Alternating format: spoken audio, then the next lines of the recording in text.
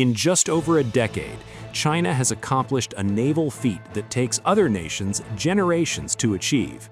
It has gone from having no aircraft carriers to operating a formidable fleet of 3, with more on the way. This isn't just about building ships. It's a clear signal of a nation's ambition to project power far beyond its own shores. Today on Policy Pulse, we're doing a deep dive into every aircraft carrier of the People's Liberation Army Navy, from their humble beginnings with a refurbished Soviet Hulk to the launch of a technologically advanced supercarrier. This is the story of China's quest for a blue water navy.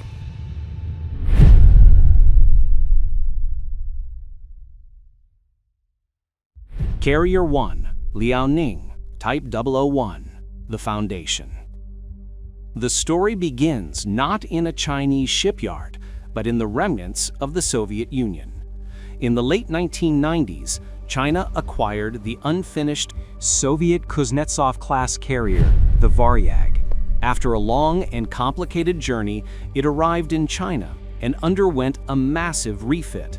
In 2012, it was commissioned as the Liaoning, pennant number 16, China's very first aircraft carrier. The Liaoning is a conventionally powered carrier with a displacement of around 60,000 tons.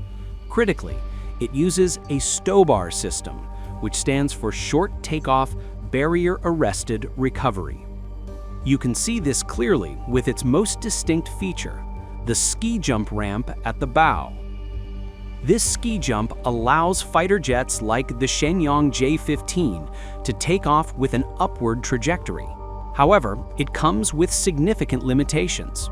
The aircraft can't launch with full payload of fuel and weapons, which restricts their range and combat effectiveness. The Liaoning primarily serves as a training platform, allowing the PLN to build the skills and experience necessary for carrier operations.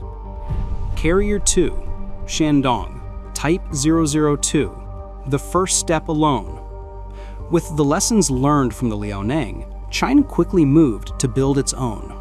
Launched in 2017 and commissioned in 2019, the Shandong is China's first domestically produced aircraft carrier. Designated as a Type 002 carrier, the Shandong is a modified and improved version of the Liaoning.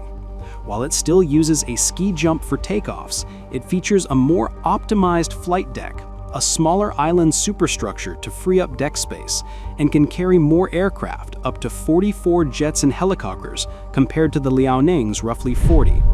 The Shandong represents a crucial milestone, the moment China proved it could build these complex warships entirely on its own.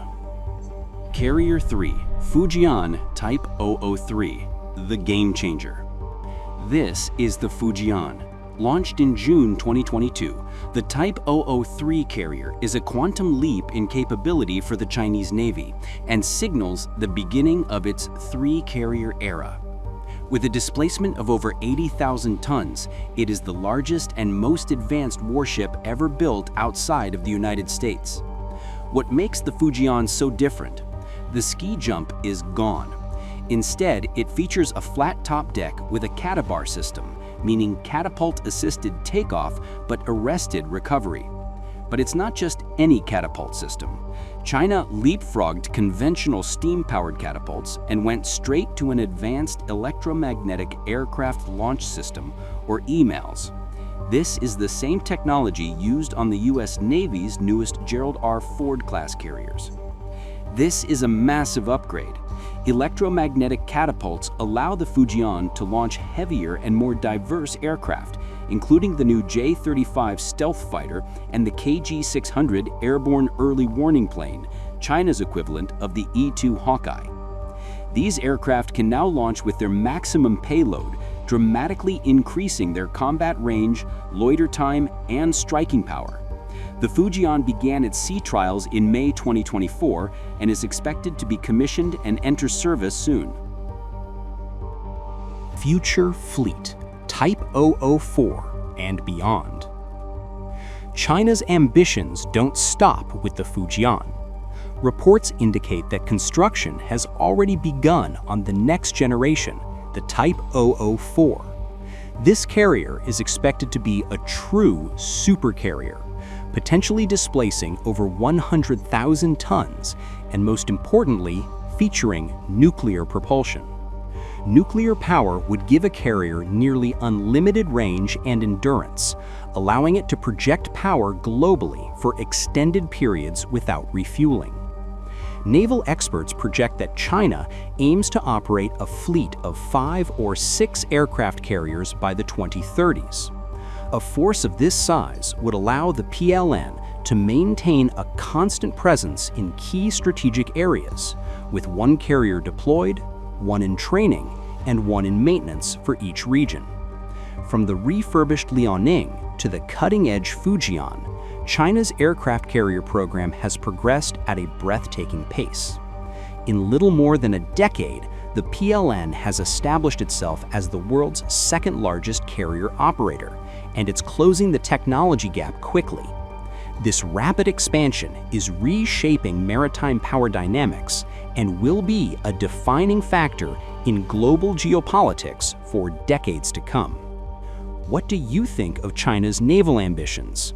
Can its carrier crews and pilots match the quality of its hardware? Let us know your thoughts in the comments below. And if you want more in-depth analysis of military and global policy, make sure to like this video and subscribe to Policy Pulse. Thanks for watching.